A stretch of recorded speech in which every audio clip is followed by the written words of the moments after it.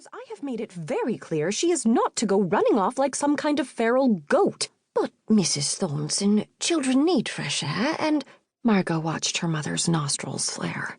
She said, "It was my fault, Mama. I wasn't thinking." "You never think. You never think of anyone but yourself." Nanny Hastings opened her mouth, but no sound came out. "Take the child upstairs and clean her up." Her mother looked at her watch. "I've told James to bring the car around at 10 to 3 sharp." Margot put her quivering hand in Nanny's.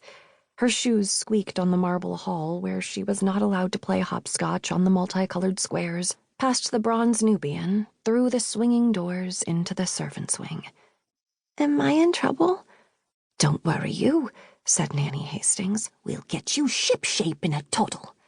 She laid a cool palm against Margot's forehead. "That's quite a bump. If you're lucky, you'll have a proper black and blue shiner to show off to those hooligan Merryweathers."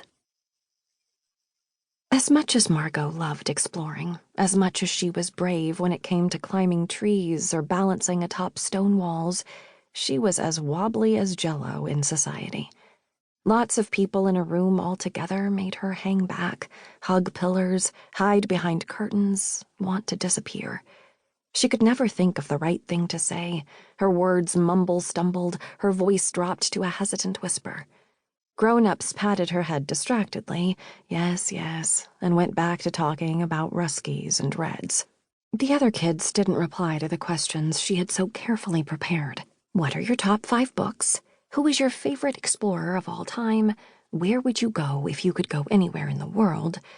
But only snorted, snotted, stuck their tongues out, pulled her hair, ran around in circles playing games she didn't understand. Trip was the youngest of the 4 Merryweather brothers who lived at Sage Hill, the estate next door. Firstborn were the twins, Runny and Dick. Trip had named his brother Runny when he was a baby because he couldn't say Rutherford properly, and now everyone called him that.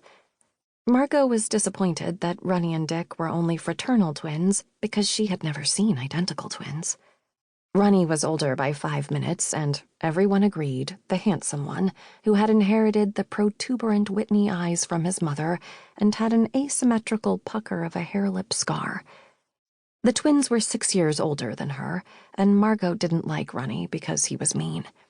Once he put a pine cone on her chair at a lunch party and then laughed when she yowled and her mother had told her off in front of everyone. Another time, he made her dress up in his mother's evening dresses and call him my lord. Dick was nicer, but he was always up in his room reading. Margot liked reading too, and one time she asked him, "What are your top 5 books?" But he only said, "Oh, they're all sci-fi and you won't have heard of them." Hal came next, but everyone called him weirdo or oddball or goofus.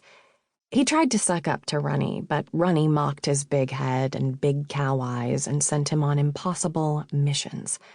Whatever was broken, which was many things with 4 boys tearing about that big old house full of porcelain tchotchkes, Hal got blamed and was made to take his punishment without complaint according to the rule of fagging, which Runny had picked up reading Tom Brown's School Days.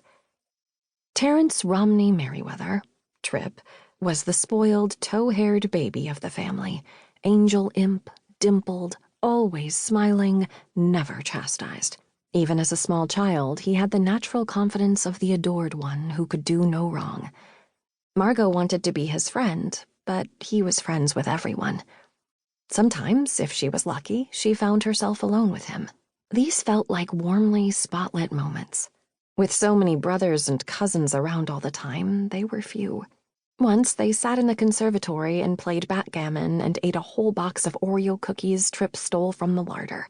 Once Trip let her play pirates with his grandfather's real cavalry sword and had just laughed when she sliced a gash in the damask curtains. "Don't worry, we can blame Hal for it." Once he had been the first to find her hiding in the linen closet playing sardines. "Come and see what I've got in my trouser pocket."